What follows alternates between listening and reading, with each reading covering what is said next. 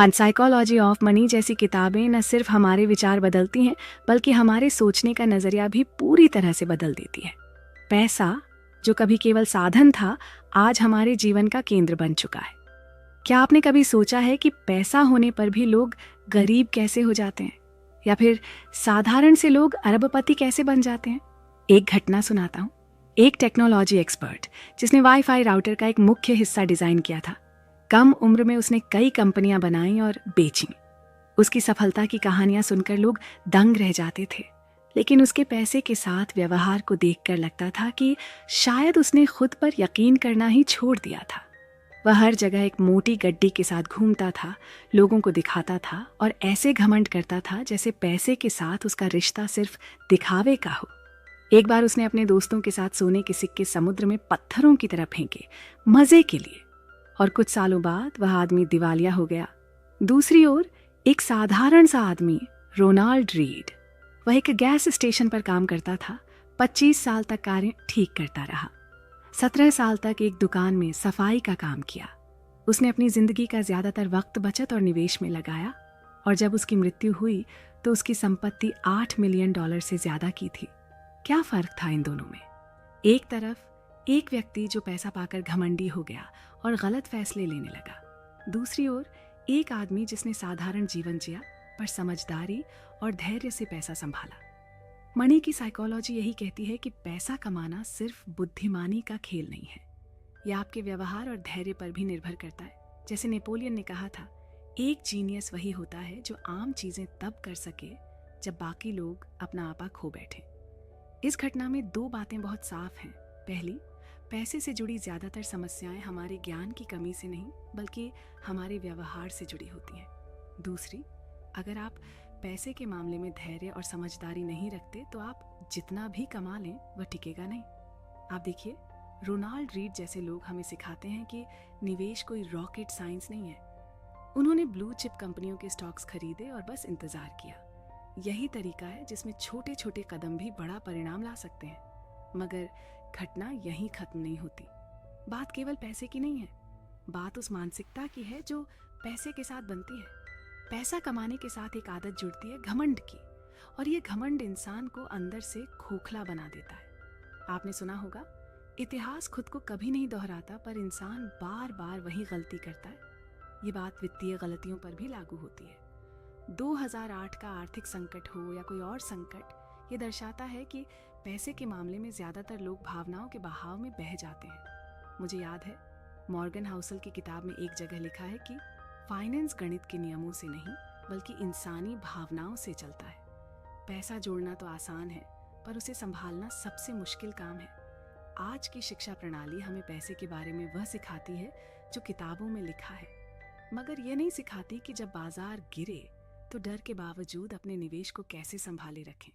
ये नहीं बताती कि ज्यादा खर्च करने की लालसा से कैसे बचें। एक और घटना सुनिए। रिचर्ड फुस्कोन, एक फाइनेंस एग्जीक्यूटिव जिसने अपने जीवन में सब कुछ पाया, लेकिन जब 2008 का वित्तीय संकट आया तो उसका सारा पैसा कर्ज और महंगे शौक में बर्बाद हो गया। क्यों? क्योंकि उसने पैसे को अपनी ताकत माना, पर उसकी जिम्मेदारी नहीं समझी। यहाँ एक गहरी सीख छिपी है।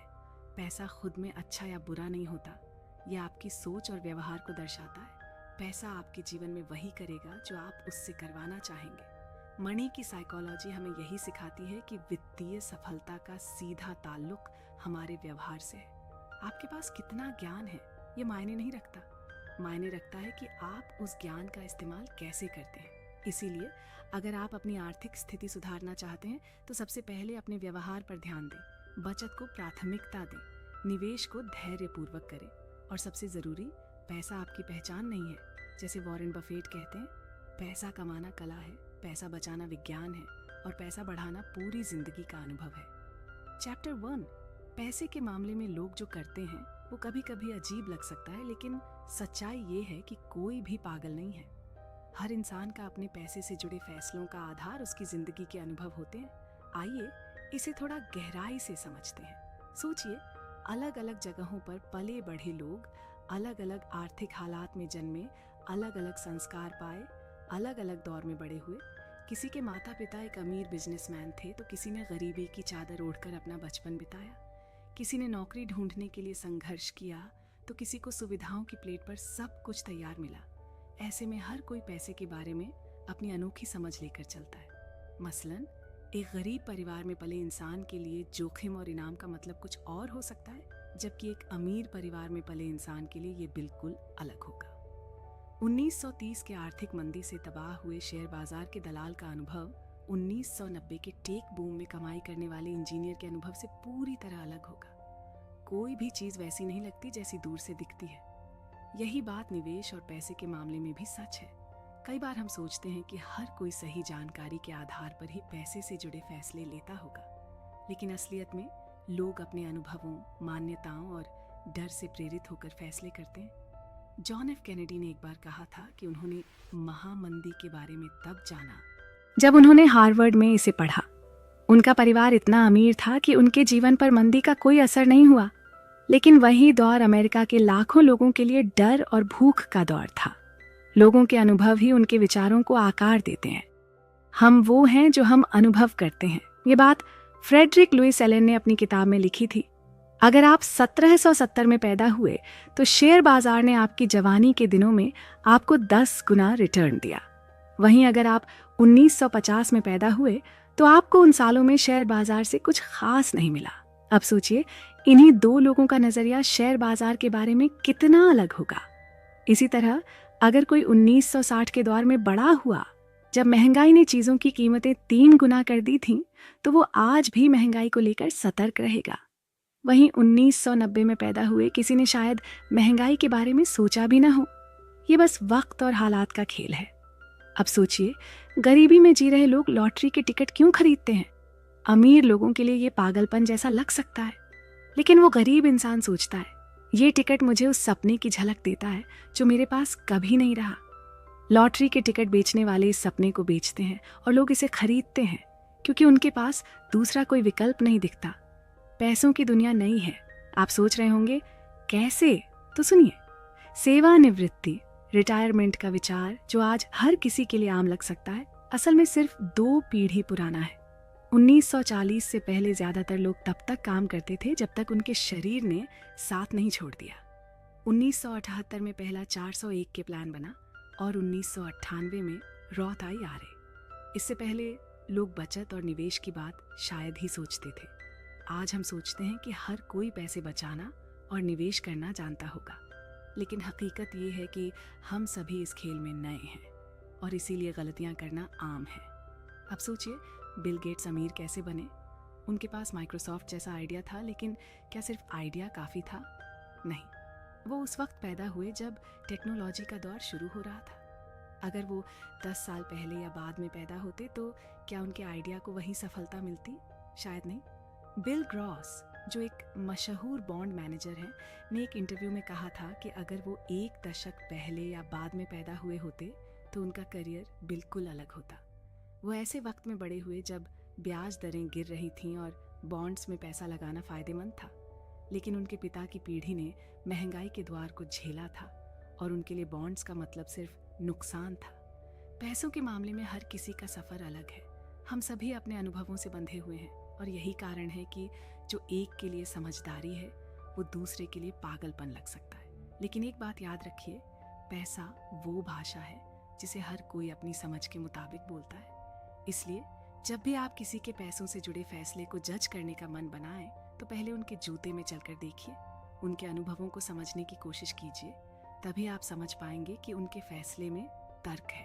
आखिरकार कोई भी पागल नहीं होता, हम सभी बस अपनी अपनी कहानियों के नायक हैं।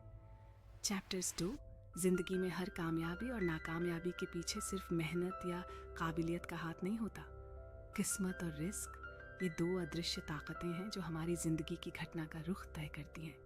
इसे NYU के प्रोफेसर स्कॉट गैलोवे ने एक शानदार बात में समेटा, कुछ भी उतना अच्छा या उतना बुरा नहीं होता जितना वह दिखता है। अब सोचिए, बिल गेट्स दुनिया के सबसे अमीर और कामयाब इंसानों में से एक।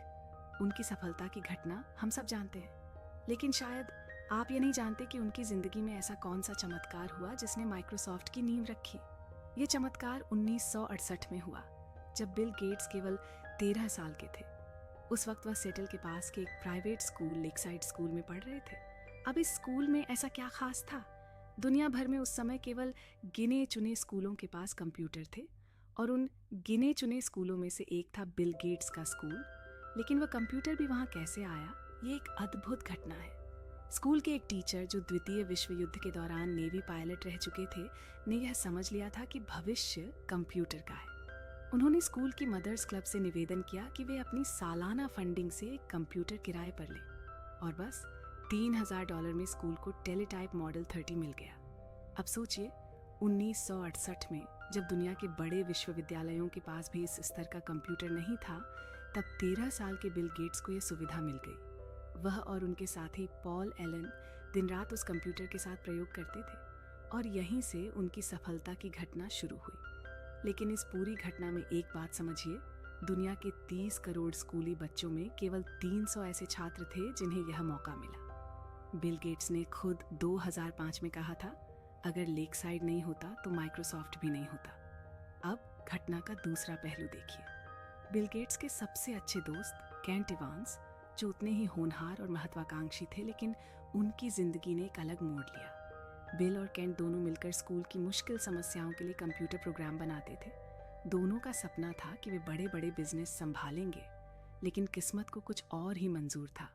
हाई स्कूल खत्म होने से पहले केंट एक पहाड़ी दुर्घटना में अपनी जान गंवा बैठे। सोचिए ये कितना बड़ा रिस्क था।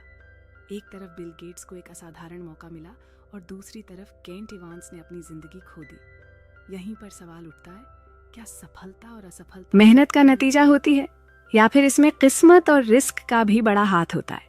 नोबेल पुरस्कार विजेता अर्थशास्त्री रॉबर्ट शिलर ने कहा था, मैं ये जानना चाहता हूँ कि किसी की सफलता में किस्मत का रोल कितना होता है, पर समस्या यह है कि किस्मत को मापा नहीं जा सकता। और जब आप किसी की सफलता को किस्मत का नतीजा बताते हैं तो लोग इसे अपमान समझते हैं, लेकिन सच यही है। जैसे बिल गेट्स की किस्मत ने उन्हें लेक साइड स्कूल पहुंचाया, वैसे ही केंट इवांस की किस्मत ने उन्हें जल्दी अलविदा कह दिया। ये फर्क आपको समझना होगा। बिल गेट्स ने एक बार कहा था, सफलता एक खराब टीचर है। ये होशियार लोगों को ये यकीन दिला देती है कि वे कभी हार नहीं सकते। ये बात उतनी ही सटीक है जितनी यह कि असफलता हमें यह सिखा सकती है कि हमसे भयंकर गलती हुई। लेकिन शायद यह हमेशा सच नहीं होता। अब सोचिए, आप स्टॉक मार्केट में निवेश करते हैं, 5 साल बाद वह स्टॉक नहीं बढ़ता। क्या यह आपकी गलती थी या फिर यह रिस्क का नतीजा था? इसका जवाब आसान नहीं है। किताबों की दुनिया में बेनजामिन ग्राहम का नाम बड़ा है।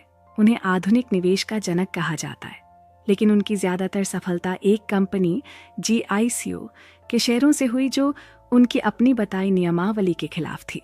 खुद ग्राहम ने लिखा था, एक शानदार निर्णय और एक भाग्यशाली संयोग में फर्क कर पाना बहुत मुश्किल है। तो फिर हमें क्या करना चाहिए?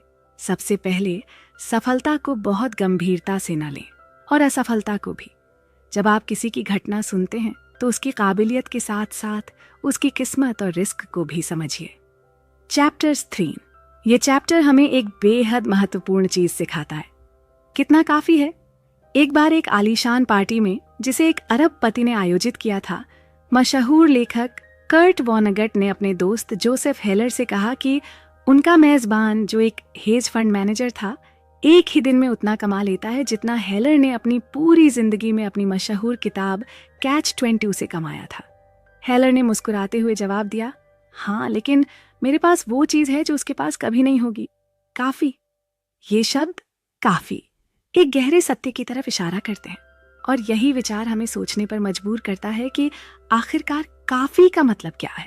अब जरा राजत गुप्ता की घटना पर नजर डालें। कोलकाता की गलियों में पले बढ़े गुप्ता ने अपनी किशोरावस्था में ही माता पिता को खो दिया था। उन्होंने गरीबी और संघर्ष के साए से निकलकर वो मुकाम हासिल किया जिसे हासिल करने का सपना लोग देखते हैं। मैकिन्जी जैसी दुनिया की सबसे प्रतिष्ठित कंपनी के CEO बने, यूनाइटेड नेशंस और वर्ल्ड इकोनॉमिक फोरम जैसी संस्थाओं से जुड़े और 2008 तक उनकी कुल संपत्ति करीब $100 मिलियन थी। सोचिए, वो व्यक्ति जो बचपन में बेसबॉल के मैदान को भी नहीं देख सकता था, अब एक ऐसी दुनिया में था जहां उसके पास सब कुछ था, सम्मान, धन और शक्ति। लेकिन फिर भी उनके अंदर और ज्यादा पाने की चाहत जाग उठी। गुप्ता ने गोल्डमैन सैक्स के बोर्ड में रहते हुए अंदर की जानकारी का दुरुपयोग किया और अवैध रूप से करोड़ों कमाने की कोशिश की। नतीजा, जेल और पूरी तरह बर्बाद करियर। अब बर्नी मैडॉफ की घटना देखिए, वो भी एक बेहद सफल बिजनेसमैन थे जो हर साल करोड़ों कमाते थे, लेकिन उन्हें और चाहिए था। उनकी लालच ने उन्हें धोखाधड़ी के रास्ते पर धकेल दिया और नतीजतन उनकी सारी इज्जत मिट्टी में मिल गई। इससे हमें ये समझ में आता है कि इंसान जब काफी का महत्व नहीं समझता तो वो क्या क्या खो सकता है। हम सबको वॉरेन बफेट की वो सलाह याद रखनी चाहिए, अगर आप वो चीज़ कमवाने का जोखिम उठाते हैं जो आपके पास है और जिसकी आपको ज़रूरत है, तो सिर्फ उन चीज़ों के लिए जो आपको चाहिए भी नहीं, तो आप सबसे बड़ी बेवकूफ़ी कर रहे हैं। दरअसल आधुनिक पूंजीवाद हमें सिर्फ धन कमाने में नहीं बल्कि ईर्ष्या पैदा करने में भी माहिर बनाता है। आज हर कोई किसी न किसी से तुलना कर रहा है। अगर एक युवा क्रिकेटर 50 लाख सालाना कमाता है तो वो विराट कोहली के करोड़ों से तुलना करता है। विराट कोहली किसी अरबपति से और वो अरबपति जेफ बेजोस जैसे लोगों से। लेकिन इस तुलना का कोई अंत नहीं है। असल खुशी का राज है अपने जीवन में संतोष पाना। अगर आप अपने पास मौजूद चीज़ों की कद्र नहीं करते तो आप कितनी भी मेहनत करें, वो कभी आपको संतुष्ट नहीं कर पाएंगे। इसलिए द साइकोलॉजी ऑफ मनी के लेखक मॉर्गन हॉसेल कहते हैं कि काफ़ी एक ऐसी चीज़ है जिसे समझना और स्वीकार करना सबसे बड़ी कला है। उन्होंने अपनी किताब में कई कहानियां साझा की हैं जो इस बात की गहराई को दर्शाती हैं। एक और उदाहरण लें, लॉन्ग टर्म कैपिटल मैनेजमेंट, जो सबसे सफल हेज फंड्स में से एक था, उसके पार्टनर्स करोड़ों के मालिक थे, लेकिन उनकी लालच ने उन्हें इतना बड़ा जोखिम उठाने पर मजबूर कर दिया कि 1998 की मजबूत अर्थव्यवस्था में भी वो बर्बाद हो गए। इसलिए सवाल ये है कि काफ़ी आखिर क्या है? ये केवल धन दौलत तक सीमित नहीं है। काफ़ी का मतलब है खुशी, शांति और अपने मूल्यों को बनाए रखना। महात्मा गांधी ने कहा था, इस दुनिया में हर किसी की ज़रूरत को पूरा करने के लिए पर्याप्त है, लेकिन लालच को पूरा करने के लिए नहीं। चौथे अध्याय की शुरुआत करेंगे, जो आपको सिर्फ सोचने पर मजबूर नहीं करेगी बल्कि आपको सम्मोहित कर लेगी। क्या आपने कभी सोचा है कि एक बर्फीले युग जो पूरी धरती को अपने ठंडे आगोश में समेट लेता है, वह आखिरकार कैसे शुरू होता है? और इस सबका आपके पैसे को बढ़ाने से क्या ताल्लुक है? ये घटना जितनी रोमांचक है उतनी ही प्रेरणादायक भी। हमारे वैज्ञानिक ज्ञान की उम्र शायद उतनी भी पुरानी नहीं है जितनी आप सोचते हैं। आज जो ज्ञान हमें सामान्य लगता है वह कभी रहस्यमयी और अनजाना था। 19वीं सदी तक वैज्ञानिक इस बात पर सहमत ही नहीं थे कि धरती कई बार बर्फ में ढकी रही होगी, लेकिन इसके निशान इतने स्पष्ट थे कि अब इसे नकारा नहीं जा सकता था। दुनिया के अलग अलग कोनों में विशाल पत्थर अनियमित जगहों पर पाए गए। पत्थरों की परतें घिस चुकी थीं और हर जगह इसके साक्ष्य थे कि धरती पर न सिर्फ एक बल्कि 5 अलग अलग बर्फीले युग आ चुके हैं। पर सवाल ये था कि इतनी विशाल ऊर्जा के साथ धरती बार बार बर्फ में कैसे तब्दील होती है। शुरुआत में कई बड़े बड़े सिद्धांत दिए गए। कुछ का मानना था कि पर्वतों का उठना धरती की हवाओं को इतना प्रभावित करता है कि जलवायु बदल जाती है। कुछ ने सोचा कि बड़े ज्वालामुखी विस्फोट धरती को गर्म करते हैं और बर्फ पिघलती है, लेकिन इन सिद्धांतों से केवल एक बार की घटना समझाई जा सकती थी। 5 बार के नियमित चक्र का जवाब इनसे नहीं मिलता था। फिर एक सर्बियाई वैज्ञानिक मिलुटिन मिलानकोविच ने 1900 के दशक में एक ऐसा सिद्धांत दिया जिसने इन रहस्यों पर से पर्दा हटाया। उन्होंने बताया कि सूर्य और चांद का गुरुत्वाकर्षण धरती की गति और झुकाव को हल्के से प्रभावित करता है। इसका नतीजा यह होता है कि धरती के अलग अलग हिस्सों में सूर्य की किरणें अलग अलग मात्रा में पहुंचती हैं और यहीं से घटना शुरू होती है। मिलानकोविच ने पहले सोचा कि ठंडी सर्दियां बर्फ के युग का कारण बनती हैं, लेकिन एक रूसी मौसम विज्ञानी व्लादिमीर कोपेन ने इस सिद्धांत को और आगे बढ़ाया। असली कारण था हल्के गर्मी के मौसम। जब गर्मियां इतनी ठंडी हो जाएं कि पिछली सर्दियों की बर्फ न पिघल सके, तो वह बर्फ एक आधार बनाती है। इसके ऊपर अगली सर्दियों में और बर्फ जमती है। यह प्रक्रिया साल दर साल बढ़ती जाती है और देखते ही देखते कुछ ही सदी में वह छोटी सी बर्फ की परत पूरे महाद्वीप पर फैली एक विशाल बर्फ की चादर में बदल जाती है।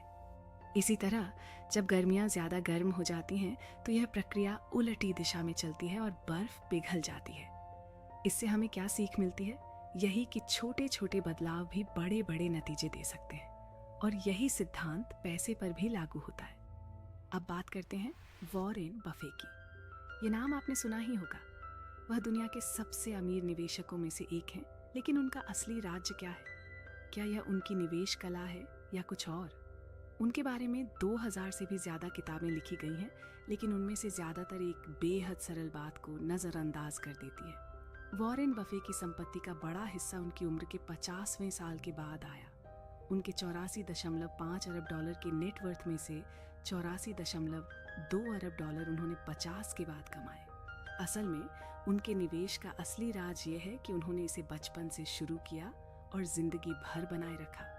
अगर बफे ने अपने 30वें साल में निवेश शुरू किया होता और 60वें में रिटायर हो गए होते तो उनका नेट वर्थ केवल 11.9 मिलियन डॉलर होता। यह उनकी असली संपत्ति का मात्र 0.1% है। वॉरेन बफे ने कहा है, compound interest is the 8th wonder of the world. He who understands it earns it, he who doesn't page it. और यही वजह है कि उनकी सफलता का राज सिर्फ उनका हुनर नहीं बल्कि उनका धैर्य और समय है। अब सोचिए, अगर आपको ये बात 10 साल पहले पता चल जाती तो क्या आपका जीवन कुछ और नहीं होता?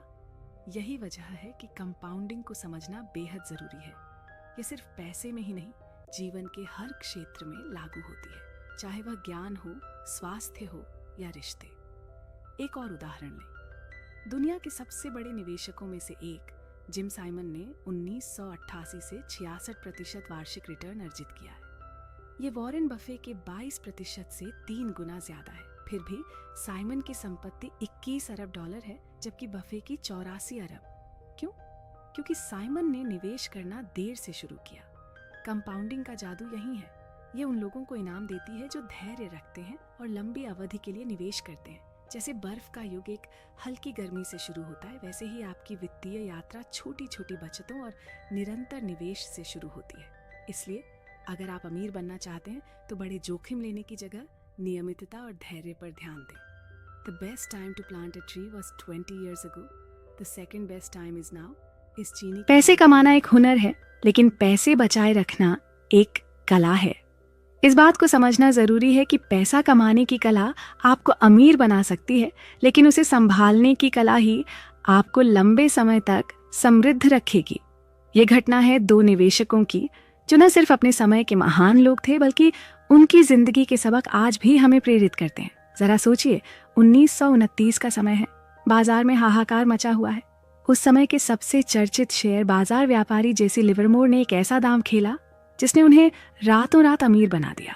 जबकि दूसरी ओर अब्राहम जर्मन्स्की, एक सफल रियल एस्टेट व्यवसायी, अपनी पूरी संपत्ति खोकर गुमनामी में खो गए।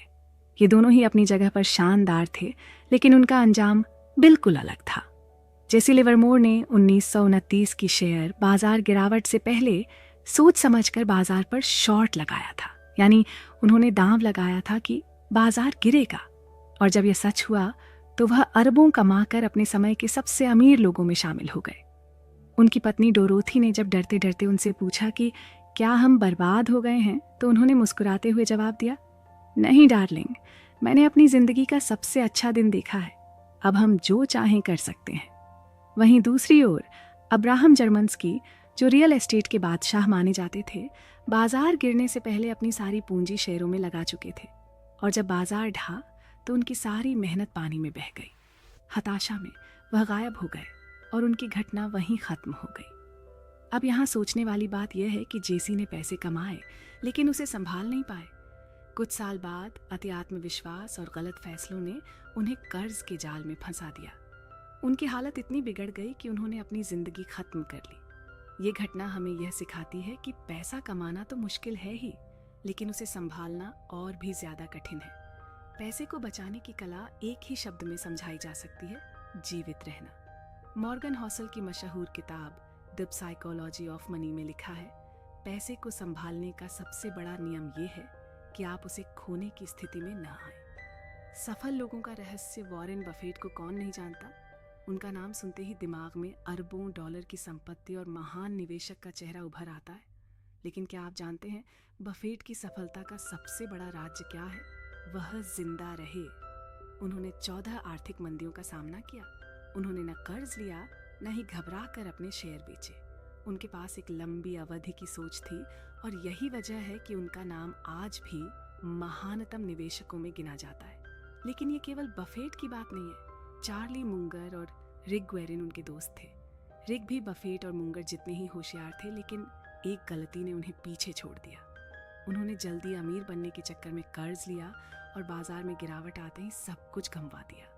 बफेट ने एक बार कहा था, हम जानते थे कि हम अमीर बनेंगे, लेकिन हम जल्दी में नहीं थे। ये बात साफ करती है कि धनवान बनने के लिए धैर्य और स्थिरता सबसे महत्वपूर्ण गुण है। क्या करें और क्या ना करें? पैसे को बचाए रखने के लिए सबसे पहले यह समझना जरूरी है कि आपकी योजना कभी भी 100% सही नहीं हो सकती। आप चाहे कितना भी सोच समझकर निवेश करें, भविष्य हमेशा अनिश्चित रहेगा। 9 बार गिरने के बाद 2008 की आर्थिक मंदी और 2020 की महामारी जैसी घटनाओं ने हमें यह सिखाया है कि योजना में लचीलापन जरूरी है। मार्जिन ऑफ सेफ्टी यानी सुरक्षा की गुंजाइश हर योजना में होनी चाहिए। अगर आप मानते हैं कि बाजार सालाना 8% रिटर्न देगा, तो यह भी सोचें कि अगर यह 4% दे तो भी आप सुरक्षित रहें। यही वह अंतर है जो सफल और असफल निवेशकों को अलग करता है। इसके अलावा संतुलित व्यक्तित्व का होना भी जरूरी है। इसका मतलब है कि आप भविष्य के प्रति आशावादी हों, लेकिन वर्तमान में सतर्क रहें। नसीम तालिब ने सही कहा है, Having an edge and surviving are two different things. The first requires the second. लंबे समय तक जीतने का रहस्य कंपाउंडिंग यानी चक्रवृद्धि ब्याज का जादू तभी काम करता है जब आपके पास समय हो। ये उस पेड़ की तरह है जो पहले कुछ सालों में ज्यादा बढ़ता नहीं दिखता, लेकिन सालों बाद उसकी छाया पूरी दुनिया को राहत देती है। इसीलिए आपके निवेश की सफलता इस बात पर निर्भर करती है कि आप कितने लंबे समय तक टिके रहते हैं। केवल बड़े रिटर्न पर ध्यान मत दें, बल्कि यह सुनिश्चित करें कि आपका निवेश लंबे समय तक बिना बाधा के चलता रहे। निष्कर्ष तो पैसे को संभालने की कला सीखने के लिए हमें अपने अहंकार को काबू में रखना होगा और यह स्वीकार करना होगा कि हमारी सफलता का एक हिस्सा भाग्य पर भी निर्भर है। जैसे लिवरमोर ने एक बार कहा था, अहंकार एक महंगी बीमारी है, यह हर किसी को नुकसान पहुंचाती है। इसलिए हमेशा याद रखें, पैसा कमाना महत्वपूर्ण है, लेकिन उसे संभालना उससे भी ज्यादा। और सबसे बड़ी बात, जितना भी कमाएं उसे खोने से बचने के लिए सतर्क रहें। यही असली जीत है। अब ये समझने के बाद आप क्या कदम उठाएंगे? नेक्स्ट चैप्टर, ये घटना है उन लोगों की जिन्होंने अपने जीवन में वो कर दिखाया जो देखने में नामुमकिन लगता है। हम अक्सर सोचते हैं कि किसी बड़े कामयाब इंसान की जिंदगी एक सीधी रेखा की तरह होती है, हर कदम पर सफलता, हर मोड़ पर जीत। लेकिन हकीकत इससे बिल्कुल अलग है। असल में बड़े सपनों का पीछा करने वालों की जिंदगी असंख्य असफलताओं, गलतियों और संघर्षों से भरी होती है। और सबसे खास बात, असफलता इनका दुश्मन नहीं होती, बल्कि इनकी सबसे बड़ी ताकत बनती है। ब्रैड पिट, जो हॉलीवुड के सबसे बड़े नामों में गिने जाते हैं, एक बार अपने भाषण में बोले थे, मैं 30 साल से कुछ प्रोजेक्ट्स काम करते हैं, कुछ नहीं, लेकिन इसका कोई मतलब नहीं कि हम असफलताओं पर रुके रहें। बस अगली चीज पर ध्यान लगाओ। इस एक बात में जिंदगी की सबसे बड़ी सीख छिपी है। आप हर बार सही नहीं हो सकते, लेकिन ये तय है कि जब आप सही होंगे तो वो आपके लिए सब कुछ बदल देगा। अब सोचिए हाइंज बर्गग्रुइन की घटना। जर्मनी से भागकर अमेरिका आए इस व्यक्ति को बचपन में किसी ने खास प्रतिभाशाली नहीं माना, लेकिन यही इंसान 1990 के दशक में दुनिया के सबसे कामयाब कला व्यापारियों में शुमार हो गया। उनकी कलाकृतियों का संग्रह इतना बड़ा था कि जब उन्होंने इसे जर्मनी सरकार को बेचा तो उसका मूल्य 100 मिलियन यूरो से अधिक था, और ये उस समय का डील ऑफ सेंचुरी माना गया। क्यों? क्योंकि उस संग्रह की असली कीमत $1 बिलियन से भी अधिक थी। सोचने वाली बात है, उन्होंने इतने सारे मास्टरपीस कैसे इकट्ठा किए? क्या ये हुनर था, किस्मत थी, या कुछ और? एक खास विचार, ज्यादा से ज्यादा इकट्ठा करो और सबसे अच्छा अपने आप सामने आएगा। यही आइडिया निवेश, व्यापार और कला जैसे क्षेत्रों में सफलता का मूल है। आप हर बार सही नहीं हो सकते, लेकिन जब आप सही होते हैं तो उसका असर लंबा और गहरा होता है। डिज्नी का नाम तो आप जानते ही होंगे। उनकी पहली animated film snow white and the seven dwarfs ने इतिहास रच दिया। लेकिन उससे पहले डिज्नी स्टूडियो ने 400 से अधिक कार्टून बनाए, जिनमें से अधिकांश घाटे में रहे। उन्होंने कर्ज में डूबकर फिल्में बनाई, हर बार खुद को जोखिम में डाला। और जब स्नो व्हाइट ने $8 मिलियन का मुनाफा कमाया तो सब कुछ बदल गया। बात बस इतनी है, जीवन में कुछ चीजें ही आपको बड़ा बनाती हैं। वो 1 या 2 मौके जो आपकी मेहनत का नतीजा होते हैं। अब जरा निवेश की दुनिया पर नजर डालिए। वेंचर कैपिटल की दुनिया में एक निवेशक 50 कंपनियों में पैसा लगाता है। उनमें से शायद 25 पूरी तरह फेल हो जाएं, 10 ठीक ठाक करें और सिर्फ 1 या 2 कंपनियां इतनी कामयाब हों कि पूरी फंडिंग का रिटर्न वहीं से आए। सफलता के पीछे छिपा राज यही है कि आपको हर बार सही होने की जरूरत नहीं, बस वो एक बार सही हो जाए तो आपकी दुनिया बदल सकती है। जेपी मॉर्गन ने एक रिसर्च में बताया कि 1980 से अब तक रसल 3000 इंडेक्स में शामिल 40% कंपनियां अपने मूल्य का 70% तक खो चुकी हैं। लेकिन उसी इंडेक्स की 7% कंपनियों ने इतना अच्छा प्रदर्शन किया कि उन्होंने पूरे बाजार को मुनाफे में रखा। यही नियम हर जगह लागू होता है, फिल्मों में, कारोबार में, यहाँ तक कि आपकी निजी जिंदगी में भी। चलो एक और घटना पर आते हैं। अमेज़न ने जब फायर फोन लॉन्च किया तो यह एक बड़ी असफलता साबित हुई, लेकिन उसी कंपनी ने अमेज़न प्राइम और AWS जैसी सेवाएं शुरू की, जिन्होंने उन्हें दुनिया की सबसे बड़ी कंपनियों में से एक बना दिया। सीखने लायक बात, असफलताएं सामान्य हैं, लेकिन उन्हें नजरअंदाज करना और लगातार आगे बढ़ते रहना ही असली सफलता की कुंजी है। नेटफ्लिक्स के CEO रीड हेस्टिंग्स का एक बयान याद आता है, हमारे हिट प्रोजेक्ट्स की संख्या बहुत ज्यादा है, इसका मतलब है कि हम पर्याप्त जोखिम नहीं उठा रहे। हमें और भी पागलपन भरे आइडियाज आजमाने की जरूरत है। अब सोचिए, अगर ये सोच आपकी होती तो आप अपनी जिंदगी में कितना कुछ नया करने की हिम्मत रखते। वॉरेन बफेट, जिन्हें दुनिया का सबसे महान निवेशक माना जाता है, एक बार बोले, मैंने 400 से 500 कंपनियों में निवेश किया है, मेरी सारी संपत्ति सिर्फ 10 कंपनियों से बनी है। उनकी बात इस बात को साबित करती है कि आपको हर बार जीतने की जरूरत नहीं, बस कुछ मौके ऐसे पकड़ लीजिए जो आपकी जिंदगी बदल दें। जिंदगी का सार यही है, कुछ चीजें हमें परिभाषित करती हैं, वो कुछ मौके जो हमें ऊंचाइयों तक ले जाते हैं। और यही दोस्तों आपकी घटना भी हो सकती है।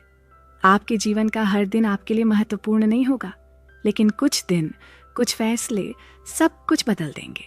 इसलिए जब अगली बार कुछ गलत हो तो खुद को ये याद दिलाइए, यह असफलता मेरी आखिरी घटना नहीं है, ये सिर्फ मेरे सफर का एक हिस्सा है।